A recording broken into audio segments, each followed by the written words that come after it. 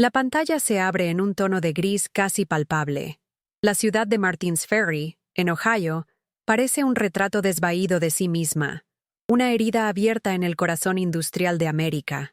Las chimeneas de las fábricas, silenciosas desde hace décadas, se alzan como lápidas contra un cielo perpetuamente nublado. Las casas de madera, con sus pinturas descascaradas y porches torcidos, susurran historias de tiempos mejores, de una prosperidad que se fue y nunca más volvió. El aire es pesado, cargado, con el olor a metal frío y del río Ohio, que corre lento y fangoso, testigo silencioso del declive. Es un lugar donde los sueños vienen a morir, donde el futuro parece solo una repetición cansada del presente. Y es aquí, en este escenario de estancamiento, donde mi historia, o lo que queda de ella, comienza. Estaba en la biblioteca pública, mi único refugio contra el silencio de mi casa. El edificio, con sus estanterías de madera oscura y el olor familiar a papel antiguo, era un santuario. Afuera, la fina lluvia de noviembre caía implacablemente, lavando las calles sucias y reflejando las luces pálidas de los pocos postes que aún funcionaban. La biblioteca era el único lugar en la ciudad con acceso gratuito a Internet. Una ventana a un mundo que ya no me pertenecía. Venía aquí todas las semanas, movida por un ritual de masoquismo y esperanza, para teclear el nombre de mi hijo en el buscador, solo para ver su rostro, para tener una prueba de que todavía existía, aunque para mí estuviera perdido. Me senté frente a una de las viejas computadoras, el ventilador interno zumbando como un insecto irritante. Mis manos, arrugadas y manchadas por la edad y por una vida entera dedicada a la costura, temblaban ligeramente al posarse sobre el teclado. Llevaba mi mejor abrigo, un azul marino un poco raído en los codos, pero limpio y planchado. Mi cabello, casi todo blanco, estaba recogido en un moño ordenado, un último intento de mantener la dignidad en un mundo que parecía habérmelo robado todo. Mis hombros, encorvados no solo por mis 72 años, sino por el peso de un dolor invisible, dolían con la humedad que se infiltraba por las rendijas de las ventanas. Tecleé su nombre, Daniel Miller. Los resultados surgieron instantáneamente. Una lista de éxitos y logros que parecían pertenecer a un extraño. Artículos sobre sus proyectos arquitectónicos, entrevistas en revistas de negocios, fotos de él en eventos de gala, siempre con una sonrisa impecable y un traje que probablemente costaba más que mi pensión de un año entero. Y entonces, vi el enlace que haría que mi mundo implosionara. Estaba en una prestigiosa revista social en línea, con una foto de él junto a una joven rubia y radiante. El titular brillaba en la pantalla. La boda del año, el arquitecto visionario Daniel Miller y la heredera Isabella Vanderbilt. Mi corazón dio un salto doloroso, una mezcla de orgullo y una profunda sensación de exclusión. Hice clic en el enlace. La página se abrió con una explosión de colores y lujo, un contraste violento con el ambiente gris de la biblioteca. La foto principal mostraba a Daniel y su novia en un yate, el sol de algún paraíso tropical besando sus pieles perfectas. Parecía un dios, un hombre que había conquistado el mundo. Leí las primeras líneas, que describían la suntuosa fiesta que tendría lugar en Nueva York, los invitados ilustres, los detalles del vestido de novia de $50,000. Sentí una punzada de orgullo maternal, una chispa terca, que se negaba a apagarse. Ese era mi niño, el niño que crié sola, con el sudor de mi trabajo en la máquina de coser. Continué leyendo, mis ojos deslizándose por el texto pulido y adulador. El artículo detallaba la carrera meteórica de Daniel, su talento innegable, su ascenso desde orígenes humildes a uno de los nombres más respetados de su generación. Y fue entonces cuando encontré la frase que funcionó como un cuchillo, girando lentamente en mi pecho. Su biografía, cuidadosamente, construida para inspirar admiración y compasión, decía: un hombre hecho a sí mismo, Daniel Miller superó la trágica pérdida de sus padres en un accidente de coche en la adolescencia. usando el dolor como combustible para construir un imperio desde la nada. Las palabras danzaron ante mis ojos, perdiendo el sentido. El zumbido de la computadora pareció aumentar hasta convertirse en un rugido ensordecedor en mis oídos. El aire se enrareció, y tuve que agarrarme al borde de la mesa para no caer. Trágica pérdida de sus padres. Lo leí de nuevo, y de nuevo. No solo me había abandonado, excluido de su nueva vida, me había matado. Me había enterrado en una tumba de palabras impresas para poder renacer como un huérfano trágico, digno de la compasión y la admiración de su nuevo mundo. La costurera de Ohio, la madre que remendó su ropa y trabajó noches enteras para pagar su universidad, simplemente ya no existía. Una ola de frío recorrió mi cuerpo, tan intensa que hizo que mis dientes castañetearan. Las fotos en mi casa, los recuerdos de sus primeros pasos, sus cumpleaños, su graduación, todo se convirtió en polvo. No solo había reescrito su historia, había borrado la mía. La humillación fue un golpe físico, un dolor que se extendió desde mi estómago a cada centímetro de mi ser. Yo era un fantasma, una nota a pie de página mentirosa en su biografía de éxito. La bibliotecaria, una señora amable llamada Marta, me miró por encima de sus gafas, con el ceño fruncido por la preocupación.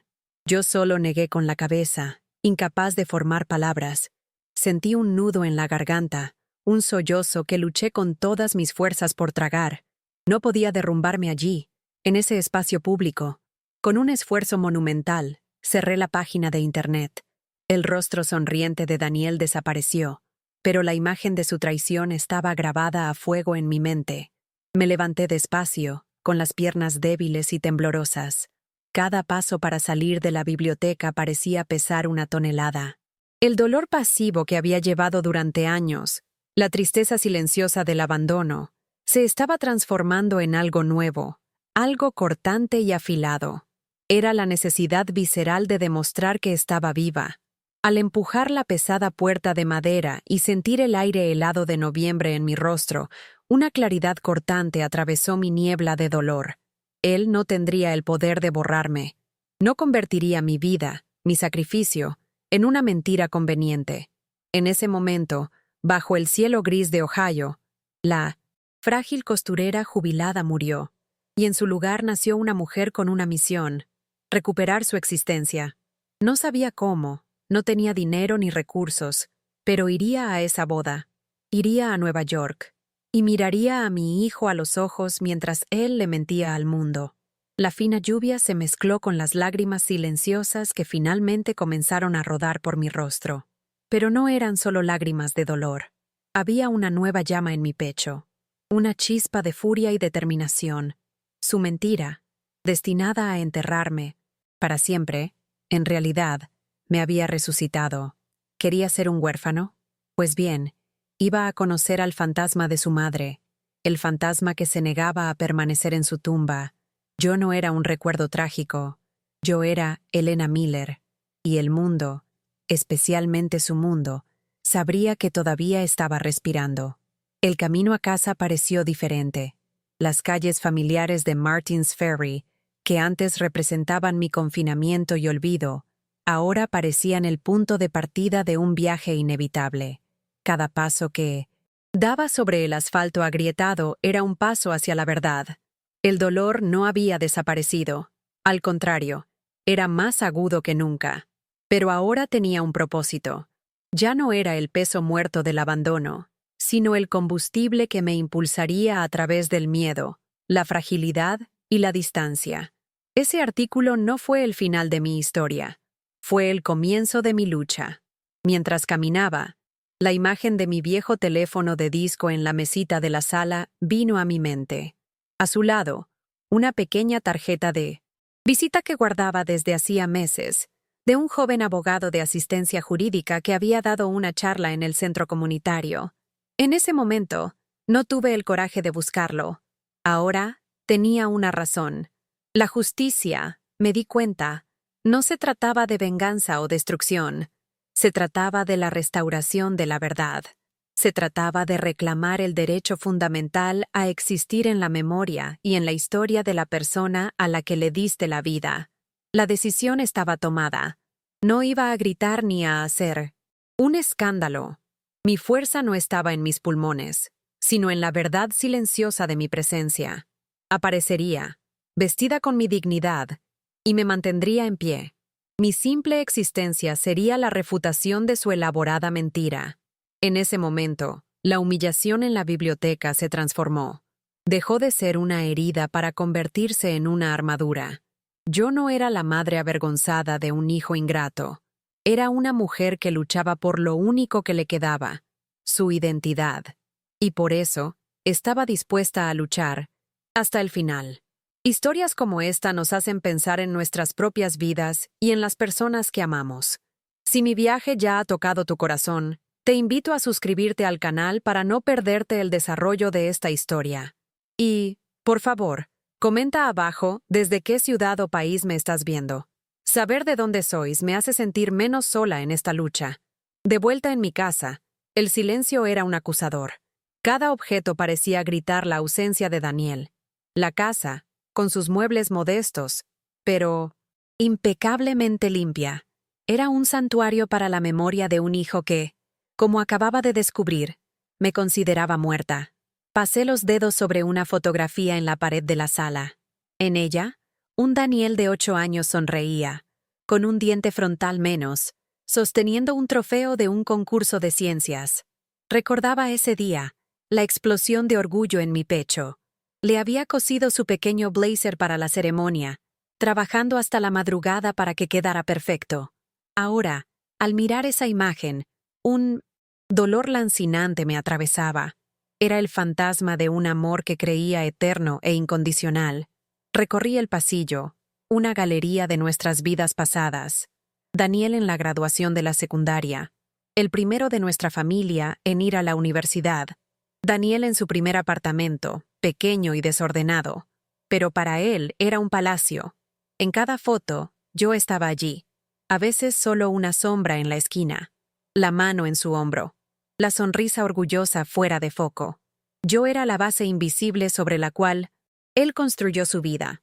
La escalera que subió y luego pateó lejos. La casa ya no era un hogar. Se había convertido en un museo de mi propia anulación. Un testamento doloroso de cada sacrificio que hice.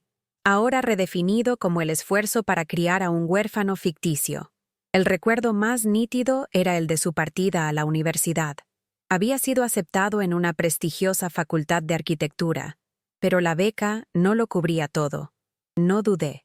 Vendí el coche de mi difunto esposo, nuestro único bien de 1900 valor, y trabajé en turnos dobles en la fábrica textil durante 2 años, con las manos sangrando y los ojos ardiendo de cansancio. Recuerdo entregarle un sobre con $15,000 en billetes ahorrados, cada uno de ellos impregnado con mi sudor y mis esperanzas. «Esto es para tu futuro, hijo mío», le dije, con la voz entrecortada. «Construye algo hermoso». Y lo construyó. Construyó una vida tan hermosa que ya no había espacio para mí en ella. A la mañana siguiente, con el corazón martilleando contra mis costillas, saqué la tarjeta de visita amarillenta de mi cajón. David Chen, Abogacía de Interés Público. Marqué el número con los dedos temblorosos, ensayando las palabras en mi mente. Cuando una voz joven y tranquila respondió, casi me eché atrás. «Mi nombre es Elena Miller», tartamudeé. «Yo creo que necesito ayuda. Es sobre mi hijo». Concerté una cita para el día siguiente, y colgar el teléfono pareció el acto más valiente de mi vida. Fue el primer paso para salir de la sombra, una admisión de que el amor y la paciencia se habían agotado, dando paso a una necesidad desesperada de justicia. La oficina de David Chen era exactamente lo que esperaba. Pequeña, abarrotada de cajas de archivos y libros de derecho, con olor a café fuerte y dedicación. Era joven, quizás ni siquiera tenía 30 años, con un rostro amable y ojos que escuchaban de verdad. Mientras yo contaba mi historia, desgranando años de amor, sacrificio y, finalmente, el abandono y la humillación pública, no me interrumpió ni una sola vez. No me miró con lástima, sino con una empatía que parecía calentar la fría habitación. Vio más allá de la viejecita frágil, vio a la madre traicionada y a la mujer que se negaba a ser borrada. Cuando terminé, el silencio se cernió entre nosotros. David tomó un bloc de notas, pero no escribió nada durante un largo momento. Señora Miller, dijo finalmente, su voz suave pero firme. Lo que su hijo ha hecho no es solo moralmente reprobable, es potencialmente fraudulento. La historia que contó para promocionarse, para integrarse en esa nueva familia, fue construida sobre la anulación de su identidad. Eso es un daño emocional profundo. Me explicó las dificultades, la falta de recursos, la batalla de David contra Goliat que tendríamos por delante. Pero en sus ojos vi una chispa. Él me creía. La familia de su novia es una de las más ricas de Nueva York, continuó David, con un tono de cautela. Tendrán los mejores y más caros abogados. Intentarán desacreditarla, pintarla como una anciana senil e interesada que apareció para sacar dinero de un hijo exitoso. Van a escarbar en su vida, a buscar cualquier cosa que puedan usar en su contra. Será una batalla fea, Elena. Necesita estar preparada para ello. Cada palabra era una advertencia, un obstáculo erigido ante mí, pero, extrañamente, eso solo fortalecía mi decisión. Ya lo había perdido todo. No tenía nada más que temer. No quiero su dinero, señor Chen, respondí, mi voz sorprendentemente firme. He vivido toda mi vida con poco, y eso no va a cambiar ahora. Lo que quiero de vuelta es mi historia. Quiero que él, frente a esas personas a las que les mintió, admita que su madre está viva, que la mujer que enterró con palabras todavía respira. Mi dignidad no tiene un precio, pero tiene un valor, y es por ese valor por lo que estoy luchando. En ese momento, la dinámica entre nosotros cambió. Ya no éramos solo un abogado y una cliente potencial. Éramos socios en una causa. Las noches que siguieron fueron un tormento. El sueño se me escapaba, y me quedaba acostada en la oscuridad, librando una guerra dentro de mi propia cabeza. El amor de una madre es una fuerza terca, irracional. Una parte de mí todavía veía al niño de 8 años que se agarraba a mi delantal, al adolescente que me contaba sus sueños. ¿Y si lo destruyo? Susurraba una voz en mi mente. ¿Y si esta humillación lo rompe para siempre? Lo amaba, incluso después de todo. ¿Pero podía el amor coexistir con esta traición colosal? La respuesta era dolorosa. El amor no podía ser una excusa para la anulación. El amor exigía la verdad. Para financiar el viaje a Nueva York y los costos iniciales del proceso, comencé a vender lo que me quedaba. Lo primero en irse fue el reloj de pulsera de oro de mi difunto esposo, que había guardado en una caja de terciopelo durante 40 años. Lo llevé a una casa de empeños y sentí que una parte de mí se desvanecía cuando el hombre lo arrojó sobre una balanza. Después, vendí mi vieja máquina de coser Singer, la misma en la que hice innumerables vestidos, y remendé los pantalones de Daniel. Cada objeto vendido era un pequeño funeral, un sacrificio necesario en el altar de mi resurrección. El dinero que conseguí era poco, unos $800, pero para mí parecía una fortuna. La noticia de mi intención se extendió por nuestra pequeña ciudad como un reguero de pólvora. Mi vecina, la señora Gable, me trajo una cacerola y me abrazó, diciendo que yo era la mujer más valiente que conocía. Pero otros no fueron tan amables. Oí los susurros en el mercado, las miradas de desaprobación. ¿Qué clase de madre le hace eso a su propio hijo?, decía uno. Debería darle vergüenza, intentar arruinar su boda. La crítica social era una carga adicional, pero también sirvió para mostrarme lo poco que la gente entiende sobre el dolor de ser convertido en invisible. David se convirtió en una presencia constante. Venía a mi casa después del trabajo, trayendo documentos para que firmara, y a menudo, solo para conversar y tomar una taza de té. Me ayudó a organizar las pruebas que teníamos, los antiguos extractos bancarios que mostraban las transferencias de dinero a la cuenta de Daniel en la universidad, las cartas que me escribía, llenas de promesas de que cuidaría de mí cuando tuviera éxito. Juntos, armamos el rompecabezas de mi vida y mi sacrificio, transformando recuerdos dolorosos en piezas de una acción judicial. El estrés comenzó a pasar factura. La artritis en mis manos empeoró, y un viejo dolor de espalda regresó con toda su fuerza. Había días en que subir las escaleras de casa era una tarea hercúlea. David, al darse cuenta de mi fragilidad, insistió en que me hiciera un chequeo. El médico fue claro. Un viaje largo y una confrontación emocional de alta intensidad representaban un riesgo significativo para mi corazón. Su cuerpo ya no es el de una joven Elena, me advirtió. Pero mi espíritu, en ese momento, era más fuerte de lo que mi cuerpo jamás había sido. Una tarde, David llegó con un sobre con membrete de un bufete de abogados de Manhattan. Era una carta de los abogados de Daniel. Me ofrecían $25,000 a cambio de mi silencio absoluto y la firma de un acuerdo de confidencialidad. La carta también contenía una amenaza velada, acusándome de acoso e intento de extorsión. La oferta era un insulto, un intento de comprar mi identidad por una miseria. Realmente creían que mi dignidad tenía un precio tan bajo. Ese trozo de papel, caro, con sus palabras frías y calculadoras, erradicó cualquier duda que aún pudiera tener. Dígales que mi dignidad no está en venta, le dije a David, empujando la carta de vuelta hacia él sobre la mesa de la cocina. Dígales que nos vemos en Nueva York. Una lenta sonrisa se extendió por el rostro de David. Ya no estaba solo haciendo su trabajo. Estaba en una cruzada. Vio la fuerza que ni yo misma sabía que poseía. Su intento de intimidación había fracasado estrepitosamente. En lugar de callarme, su carta me dio una voz más fuerte. La batalla ya no era solo personal. Era una cuestión de principios. Pasamos los días siguientes planeando el viaje. David usó algunos de sus propios ahorros para comprar mi billete de autobús y reservar una modesta habitación de hotel en Queens. Mientras tanto, yo me preparé para la confrontación a mi manera.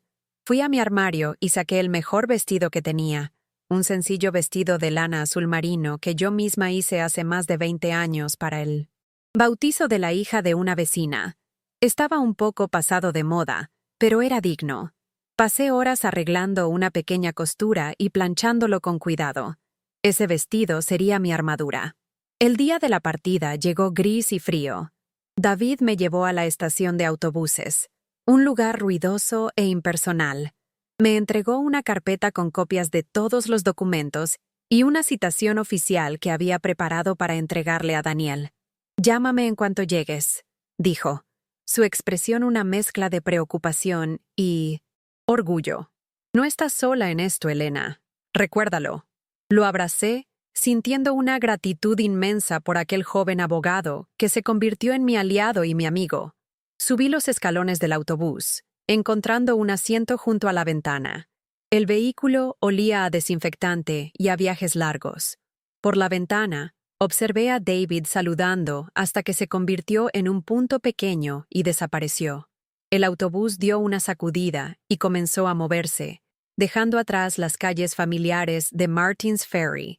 Estaba en Mindel de Dries, camino al corazón del imperio de mi hijo, un mundo de riqueza y poder que él construyó sobre las cenizas de mi existencia. El miedo era una presencia fría a mi lado, pero la determinación era un fuego cálido en mi pecho. El paisaje de Ohio, con sus colinas y granjas, comenzó a pasar. Era un viaje de casi 10 horas hasta Nueva York.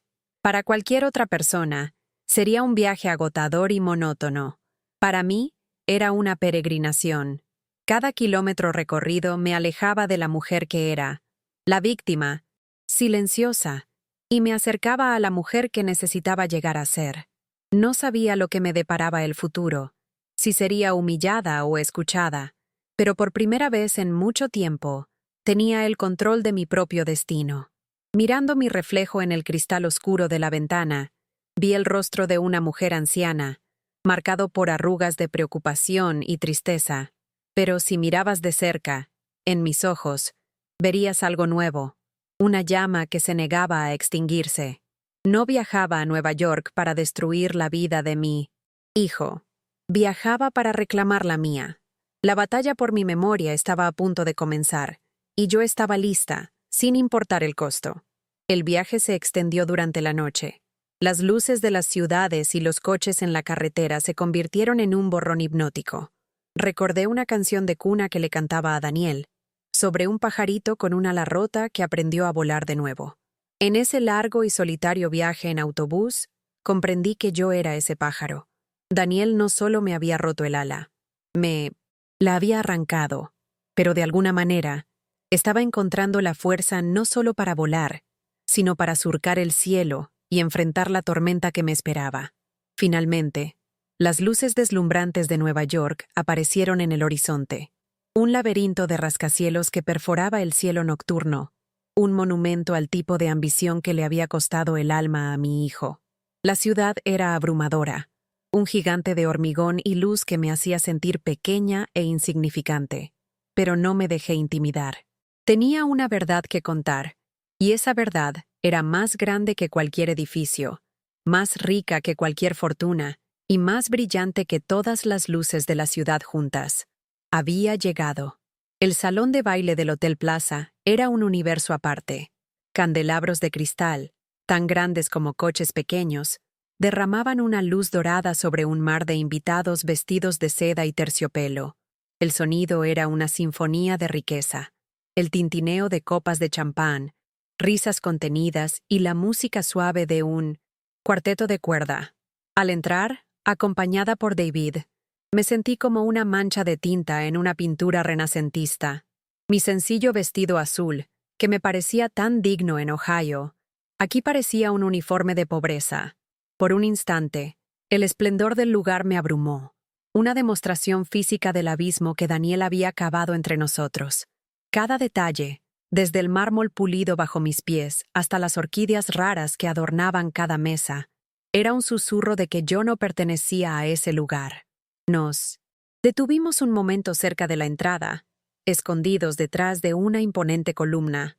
El miedo, que creía haber dominado, regresó como una ola helada. Mi corazón latía descompasado, un tambor frenético en mi frágil pecho. ¿Y si me equivocaba? ¿Y si, en lugar de justicia, encontraba solo más humillación? Mi mano se sumergió en mi pequeño bolso y mis dedos encontraron el papel envejecido de una fotografía. Era Daniel, a los 5 años, vestido de Superman, con una toalla roja atada al cuello. La sujeté con fuerza. No estaba allí para destruir a un hombre poderoso. Estaba allí para recordarle a un niño asustado de dónde venía. Respiré hondo y di un paso adelante, saliendo de la sombra. Nadie nos notó al principio. Éramos invisibles, 2 figuras anacrónicas en medio de la celebración. Comenzamos a movernos lentamente por el perímetro del salón, un viaje silencioso hacia el escenario donde estaban dispuestas las mesas principales.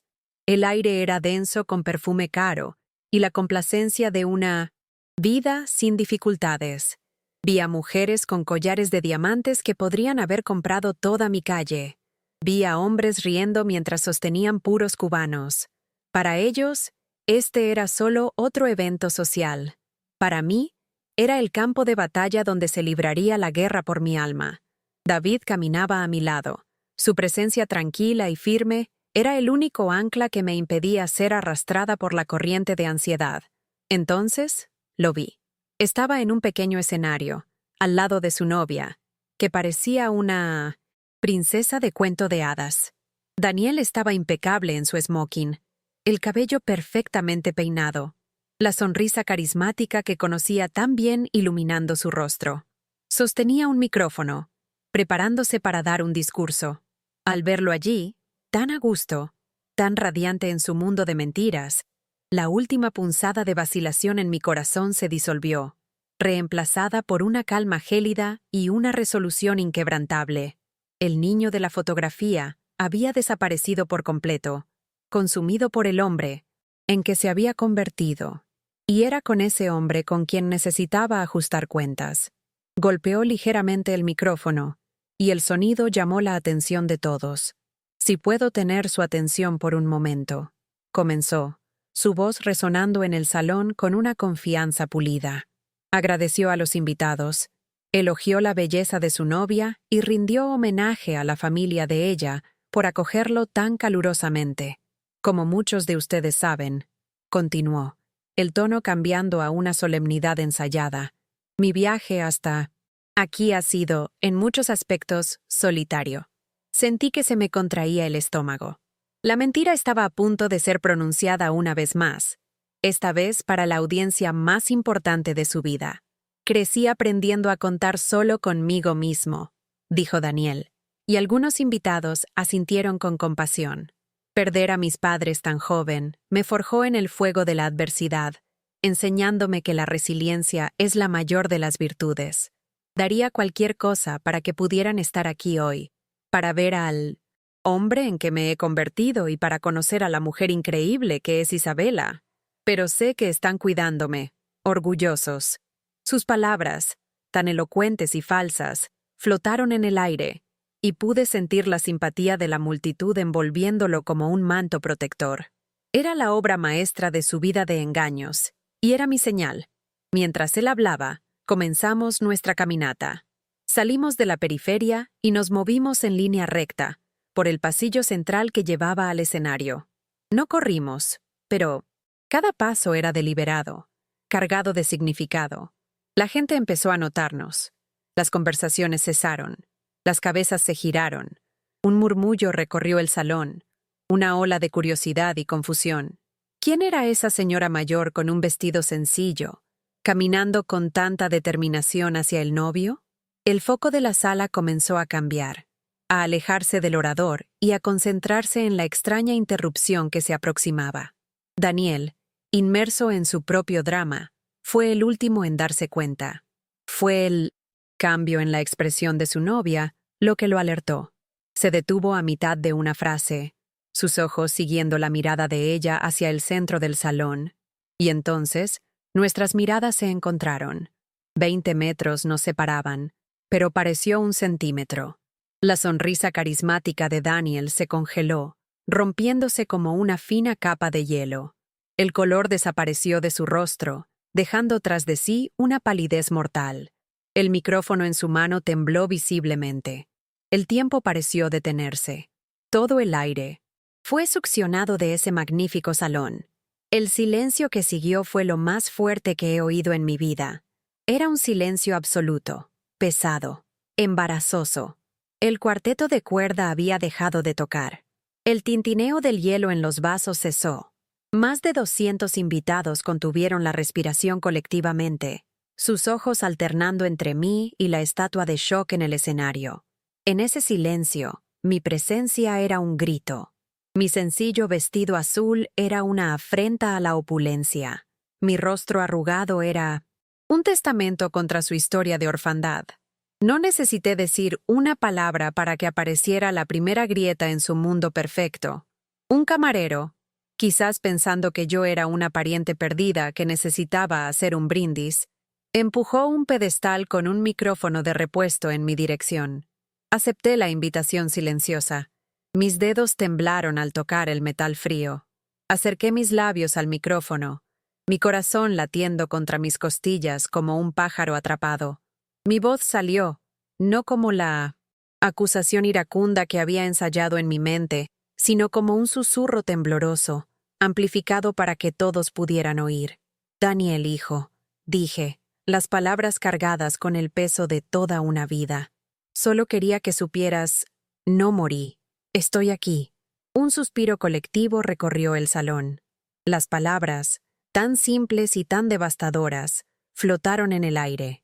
La novia de Daniel, Isabela, lo miró, sus ojos azules muy abiertos en una mezcla de conmoción y cuestionamiento. Su padre, un hombre poderoso, con un rostro de piedra, se levantó lentamente de su silla. Daniel permaneció congelado, su rostro una máscara de pánico y humillación. La verdad, en su forma más pura e innegable, había entrado en la sala, y no había forma de expulsarla. Su castillo de naipes, construido con tanto cuidado a lo largo de los años, se estaba desmoronando bajo el peso de mi simple existencia. Fue entonces cuando David dio un paso adelante. con una calma que contrastaba violentamente con el caos emocional de la escena. Subió los escalones del escenario, caminó hasta el atril donde Daniel estaba paralizado y colocó suavemente la citación sobre él. Su voz era clara, profesional, pero cortó el silencio como una cuchilla. Daniel Miller, queda usted notificado, declaró.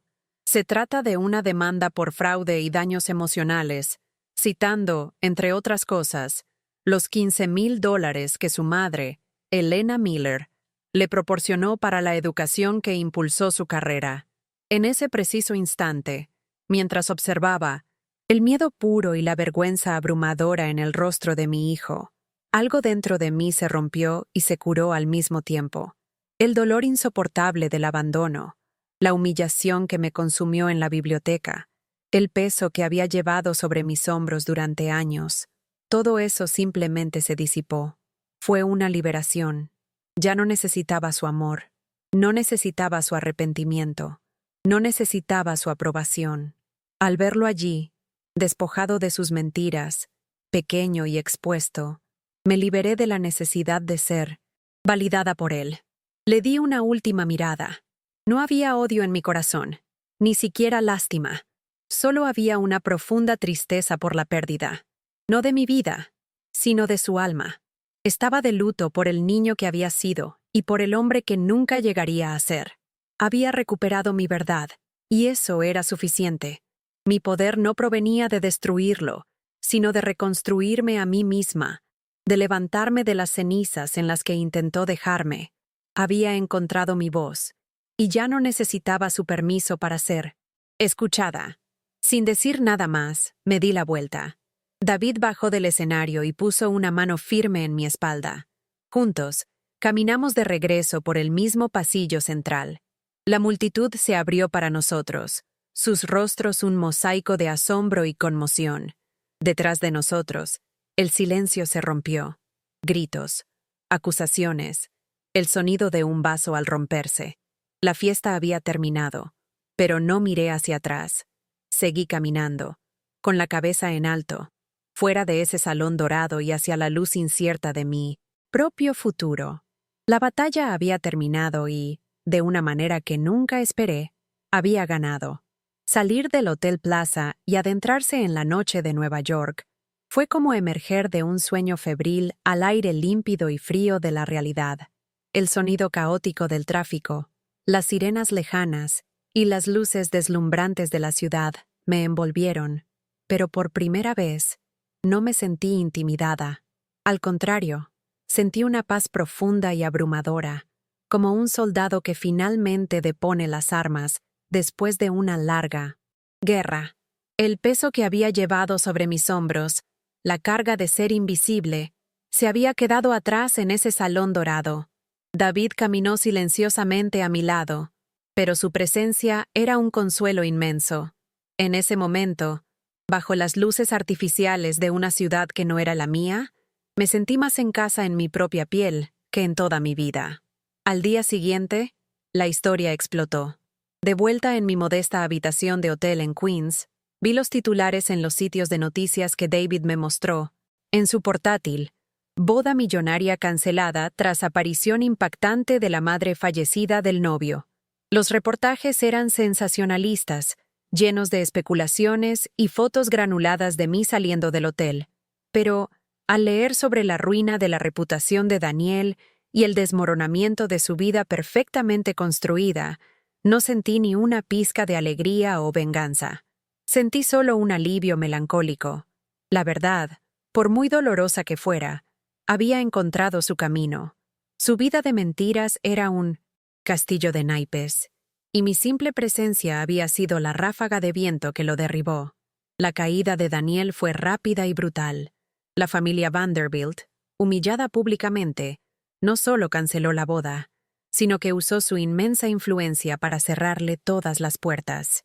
Sus socios lo abandonaron y los contratos millonarios se evaporaron. En menos de una semana se convirtió en un paria. Fue entonces cuando sus abogados, en un intento desesperado por contener el escándalo y evitar un juicio público, aún más perjudicial, se pusieron en contacto con David. La oferta que hicieron fue mucho más allá de lo que habíamos pedido en la demanda.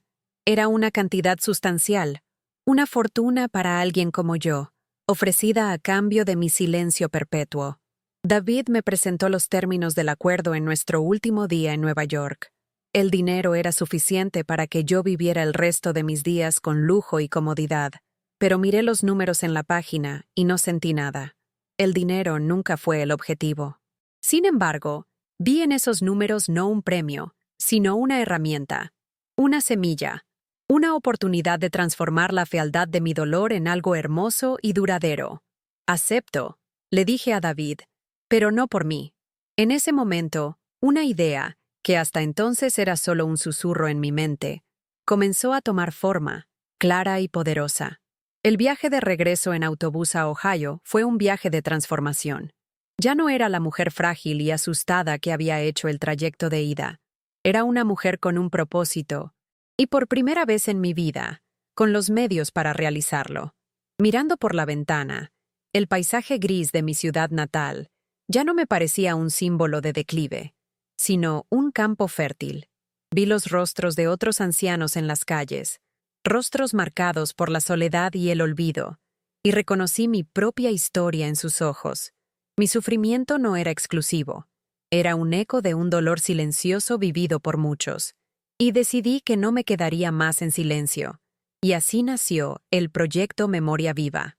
La idea era simple, pero radical: crear un lugar donde los ancianos abandonados o desatendidos por sus familias pudieran encontrar no solo refugio, sino dignidad, apoyo y comunidad. Un lugar donde sus historias importaran, donde sus voces fueran escuchadas. Un lugar para demostrar que una vida no termina cuando los hijos se olvidan de llamar. Usé la mayor parte del dinero del acuerdo para comprar un antiguo edificio comercial abandonado en el centro de Martins Ferry, un lugar que antes simbolizaba el fracaso de la ciudad. La renovación duró 6 meses. La gente de la ciudad, que antes susurraba sobre mí, ahora aparecía para ayudar como voluntarios, inspirada por mi historia. David, viendo que su verdadera vocación no estaba en los tribunales de Nueva York, sino en luchar por personas como yo, tomó la sorprendente decisión de mudarse a Ohio y dirigir la rama de asistencia jurídica de nuestro centro. Juntos, transformamos ese esqueleto de ladrillos y cristales rotos en un faro de esperanza. Con paredes pintadas en colores cálidos, muebles cómodos y ventanas que dejaban entrar la luz, el proyecto Memoria Viva abrió sus puertas una mañana de primavera. Al principio, la gente venía tímidamente, pero pronto el centro se convirtió en el corazón palpitante de nuestra comunidad de personas mayores. Ofrecíamos asesoramiento jurídico gratuito para combatir abusos financieros, grupos de apoyo emocional, clases de arte, almuerzos comunitarios y, lo más importante, un espacio seguro donde nadie era invisible. Las salas, antes silenciosas, ahora resonaban con risas, el sonido de juegos de cartas y el murmullo de conversaciones. Estábamos restaurando no solo la dignidad, sino también la alegría. Encontré mi lugar, no como directora o administradora, sino como una igual. Pasaba mis días sirviendo café, escuchando historias de vidas increíbles que el mundo se había olvidado de oír, sosteniendo la mano de alguien que estaba teniendo un día difícil. Ya no era Elena Miller, la madre, abandonada. Era solo Elena, parte de una nueva familia. Una familia que no estaba unida por la sangre, sino por la experiencia compartida de ser dejados atrás, y por la decisión mutua de levantarnos juntos. Cada persona a la que ayudaba era una forma de curarme a mí misma. Estaba el señor Petrov, un inmigrante ruso cuyo hijo le había quitado su casa y lo había metido en un asilo de baja calidad. Con la ayuda de David, demandamos al hijo y logramos revertir la situación, asegurando que el señor Petrov pudiera vivir sus últimos años con seguridad y dignidad. Estaba la señora Wallace, una mujer que no salía de casa desde hacía años debido a la depresión después de que su esposo falleciera y sus nietos se mudaran. En el centro, redescubrió su amor por la pintura y se convirtió en nuestra artista residente. Cada pequeña victoria era un testimonio del poder de la conexión humana. La traición de Daniel me enseñó la lección más dolorosa y valiosa de mi vida. La verdadera familia no es un derecho de nacimiento, sino un privilegio que se gana a través del respeto, la verdad y el cuidado. La sangre te hace pariente, pero la lealtad y el amor te convierten en familia. Perdí un hijo, pero gané decenas de hermanos, hermanas y amigos. Cambié un amor que resultó ser condicional y frágil por un amor comunitario, resiliente e inquebrantable.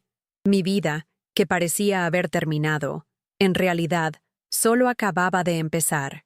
Ahora, cuando miro por la ventana del centro, veo la misma ciudad de Ohio, con sus calles grises y su cielo nublado. Pero ya no veo el estancamiento o la desesperación. Veo una comunidad que está aprendiendo a cuidar de los suyos. Veo la luz encendida del proyecto Memoria Viva, un faro que demuestra que ninguna vida es desechable y que ninguna historia merece ser borrada. Encontré una paz que ninguna cantidad de dinero podría comprar. La paz que proviene de transformar el mayor dolor de tu vida en tu mayor propósito.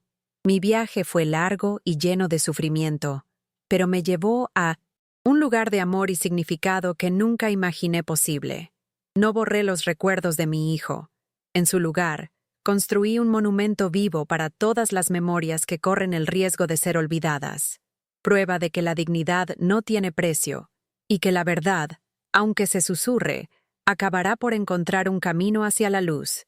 Y esa es una herencia mucho más valiosa que cualquier fortuna o apellido.